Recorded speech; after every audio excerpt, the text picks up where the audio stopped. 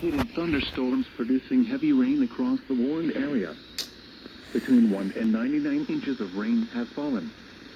The expected rainfall rate is 2 to 4 inches in 1 hour.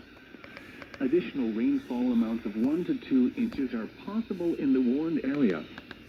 Flash flooding is ongoing or expected to begin shortly. Hazard: flash flooding caused by thunderstorms. Source: radar. Impact: flash flooding of small creeks and streams, urban areas, highways, streets and underpasses, as well as other poor drainage and low-lying areas.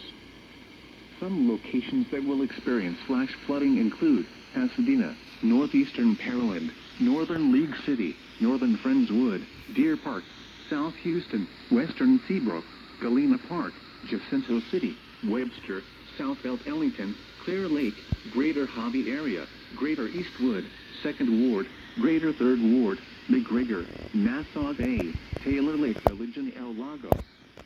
This includes the following low-water crossings: General Red Bluff Road at Armand-Bale, Winley Street at Berry Creek, Fuqua Street westbound at HCFCD Ditch, Beamer Road at Turkey Creek, West Shaw Avenue at Vince.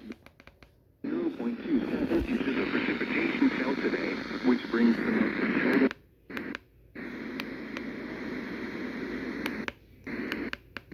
High tide at Street, State Highway 146 north of Fairmount Parkway, Interstate 45 at Calhoun, Interstate 45 at Lombardy and Telespin, Old Spanish Trail at Griggs Road.